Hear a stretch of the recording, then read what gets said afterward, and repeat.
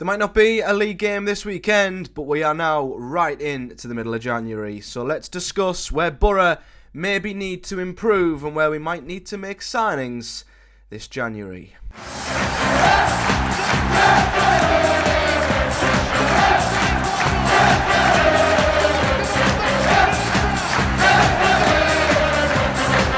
What is up, guys? Welcome back to the channel, and today, as I say, we're going to do a more transfer related video, a transfer special if you will, looking at Boro's general squad and picking out which positions we think could possibly be an area for improvement this January for Boro. Now, before we get stuck deep into that, even though there isn't a league game this weekend, an episode of Project Boro has dropped on the channel. I want to point you guys in the direction of the latest episode of Project Boro, which was an elongated podcast version, which I recorded alongside my friend Chris. You guys will have seen him back on the channel in the November international break, and we've decided to get together once again and discuss everything from Boro's current form, the ups, the downs, the inconsistencies, where we need to improve, whether it's character, the players, the home form, you name it, as well as a brief discussion on this very window. But today I'm going to go through each position and make a shopping list, you could say, on which positions we might need to look at. So let's start with the goalkeeper. Now, usually I would say we don't need a goalkeeper because we've got 3 on the books currently, but given Boro's current situation, there are rumours that suggest we are looking for another goalkeeper, and one of the heaviest, most prominent links that Boro have had, at least for an incoming this January, as there's been plenty of links for outgoings, and there's even been outgoings already. There has been rumours, heavy rumours, that Boro are looking to bring in Mark Travers from Bournemouth, who I think would be an absolutely outstanding signing. Now, you guys know I've been a big fan of Seny Dieng for a hell of a long time, and rumours have begun to circulate that he might be getting sold. I mean, I feel like they've been completely fabricated and made up by Boro fans themselves. I've seen no evidence to suggest that that is going to happen at all, but the rumours around us looking at getting Mark Travers on loan in this window does raise a few eyebrows. Now, obviously, Boro's goalkeeping situation at the moment is a strange one because Dieng has been out with an injury, we believe. He did post on his Instagram yesterday that he's likely to be back pretty soon, whether that's in the FA Cup game or not. I am recording this before the FA Cup game, so he might pop back up in the game against Blackburn, we don't know. But of course, the goalkeeper who did take number 1 from him being sold, Bryn, is out with a dislocated shoulder for 3 months, which might pretty much put him out for most of the season, if not the whole thing. So our third choice goalkeeper, Tom Glover, is in. So you'd think, why would we need a lone goalkeeper unless it's to replace Bryn? Maybe, but Bryn's the future. Bryn, for me, is absolutely Boro's future number 1 goalkeeper at the moment. So why would we bring in Mark Travers, who was Bournemouth's number 1. Bournemouth fans still think he should be Boro's number 1, and he was their number 1 when they got promoted. So I feel like if the links with Travers are true, Boro are going to be letting one of their goalkeepers go. Now, it could be Tom Glover. He obviously is third choice and might want to play more if he wants to get into the World Cup squad for Australia, for example, so it might be to replace him. But then you've got Dieng and Bryn, who neither would want to be a number 3, so why bring in Mark Travers? That makes me think it's either Dieng or Bryn who might be making way. Bryn is highly rated at the club, heavily thought of by everybody at the Boro, so I feel like if we are going for Mark Travers and there's truth in them rumours, Seny Dieng has to be the one who could be moving on. And I've loved Seny Dieng. I've been a big fan of his. I've stood up for him a lot, but the bottom line is he's just not a good shot stopper. I don't quite think, despite his technical ability, he is good enough to be a promotion-winning top 6, top 2 chasing goalkeeper. He just doesn't prevent enough goals. So Mark Travers would be a great replacement. If that means Seny Dieng is leaving at some point in this window, we'll have to wait and see. But for that and them rumours alone, I have put a new number 1 goalkeeper on the list, and I'm hoping it is Mark Travers. Going across the defence, starting at right back, I've left this one greyed out on the graphic that you'll see on screen. Any areas of the starting 11 that I've greyed out, I basically think are okay for now. However, what I will say is I would like Boro to have an eye on right back. I don't think we need anything now, but definitely in the summer we might need 1 or 2. So it wouldn't surprise me if we're really down the line with preparing for a long-term right-back option. Dijksteel's out of contract in the summer. Don't think he'll get a new deal. I've heard he's a high earner, and although he's done well, I still feel like we can do better in that area. Luke Ayling isn't getting any younger and will probably be, dropping out of the team over the next 6 months or so, you'd think. And Tommy Smith's been injured with an ACL for absolutely ages, an ACL or an MCL, I can't remember which one it was, but yeah, he's also well into his 30s and might struggle to recover from that at this point. So although I don't think Boro will do anything this window, we might be losing, well, all three of our right backs. If anything, the only one I think will still be here in the summer might be Luke Ayling, but we definitely need someone younger and someone better to look forward to the future long term in that position.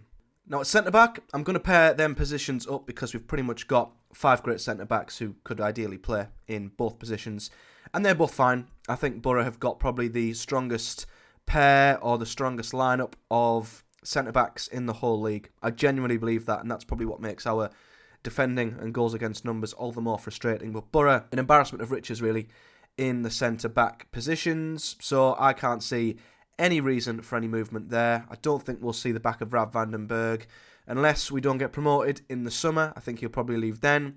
But we've always got the opportunity to make Edmondson's loan deal a permanent one. There have been reports of that. And I have also heard rumours that Matt Clark potentially isn't happy with his game time, which I can also see as well, given how good he is. He'd probably walk into most of the championship clubs. And at the minute, he's been dropped for a returning Fry, a returning Rav. Edmondson seems to be in ahead of him as well, so I can see why Clark might be frustrated and why he might be off. But even if he does leave, due to the rumours, I still think we'll just make Edmondson's deal permanent and we'll stick with the defenders we've got. Now on left back, now this is a can of worms, a real can of worms, because our left backs get stick all of the time. None of them are good enough, none of them are at the level, none of them can defend, yada yada yada. I'm just going to stick my flag in the ground right now and say, okay, I don't think any of our left backs are perfect.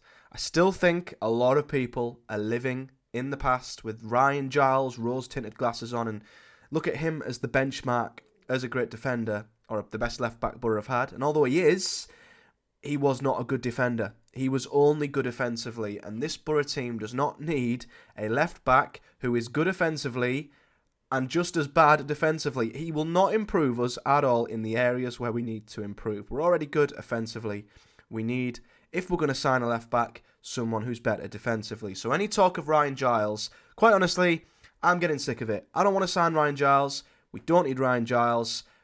We can put our money elsewhere because he won't be cheap either. So, with Ryan Giles out of the way, do we need a left back? No, I don't think we do. We could do better there, yes, but the answer is not stockpiling left backs. We've got 4 on the books already. Borges, Engel, Bangura, McCormick. Unless one of them leaves, we are not signing another left back. We can't have 5 on the books. Our squad register is already completely full. And for me, I've said this many a time, although I think the left backs can do a hell of a lot better at times, the system is a bigger issue. The system and the way Boro set up is a bigger issue than the personnel in that system. And unless Boro tweak the system to protect their left backs a bit more and stop them getting exposed, you could have Roberto Carlos in that position and he'd still struggle. Teams are doubling up, tripling up, seeing teams go 2v1, 3v1 on our left backs. It doesn't matter who we have in there. The system has to change first and foremost before we even look at personnel. So Ryan Giles isn't the answer. I don't think another left back is the answer unless the system's tweaked. Out of the 4, I would have Bangura in there first choice. I think he would definitely be the best man for the job. But I can't see us signing one in January, and I don't think we need to either.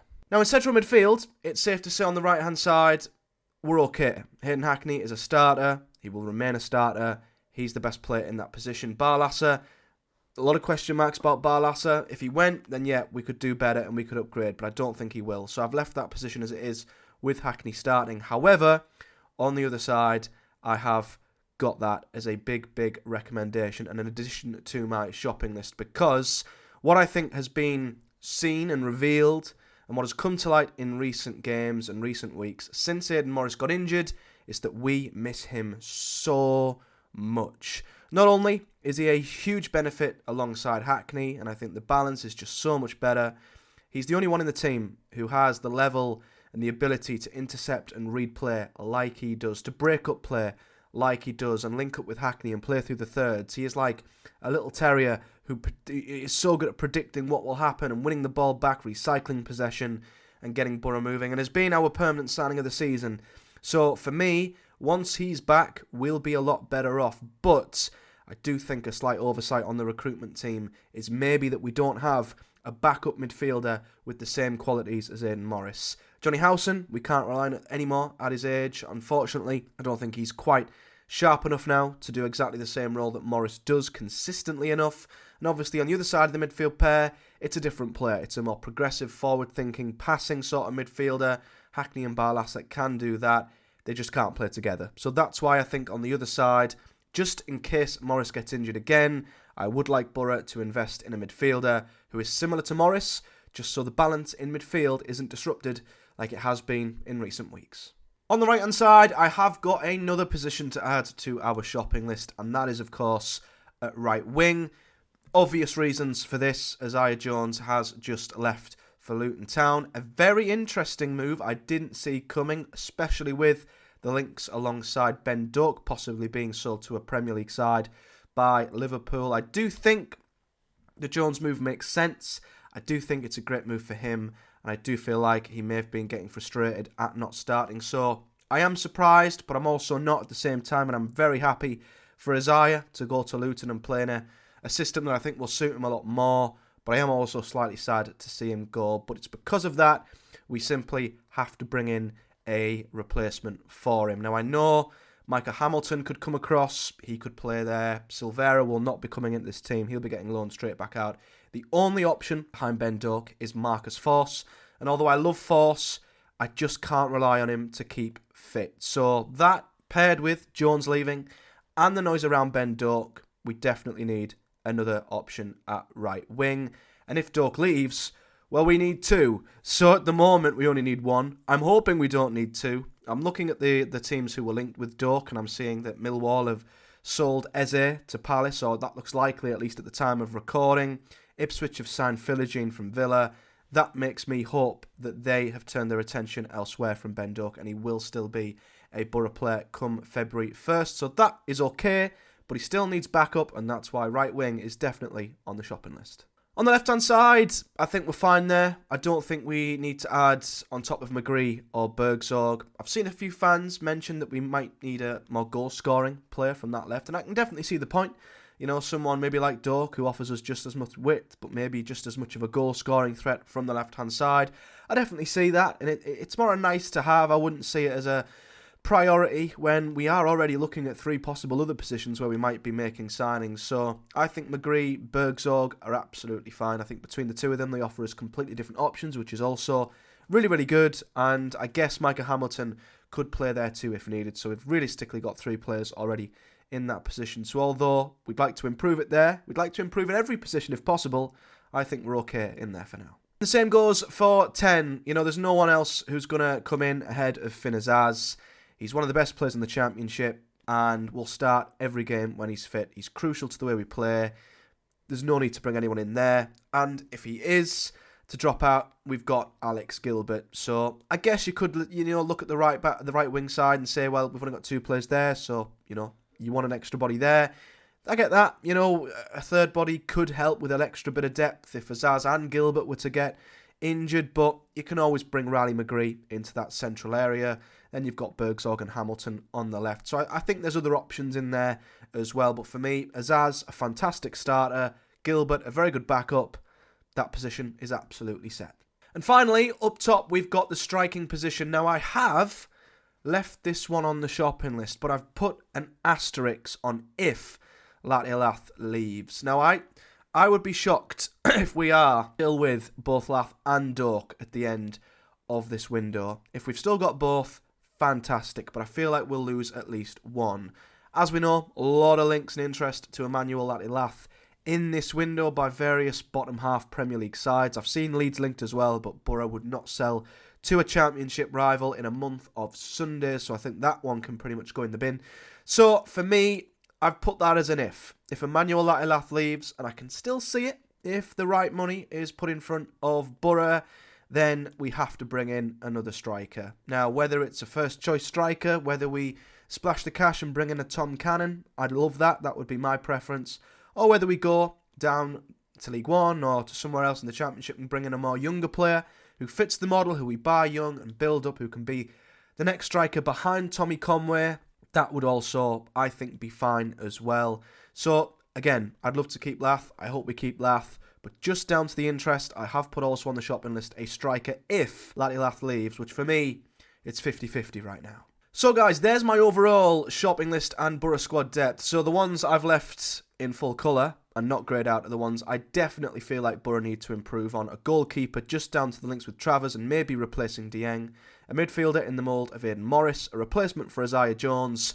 And of course, another striker if Emmanuel Latty Lath leaves. But let me know your thoughts in the comment section below. Any other players that you think might leave Boro in this window. And any other players you've seen that you like the look of who you think we could do with signing. Let me know all that good stuff in the comment section below. And as always, I'll keep you guys updated on any transfer news that happens throughout January around the Boro. I will be bringing you, again, as I'm going to do every Wednesday, a news update on that, which will include Isaiah Jones leaving, of course, and any other incomings that might come or outgoings. We never know. We'll have to wait and see. And of course, the Project Boro preview show will be back next week as we look ahead to Boro's next Championship game ahead against Portsmouth. But until then, guys, like the video, subscribe for more Boro content and football content in general. And until next time, take care. I'll see you all in the next one.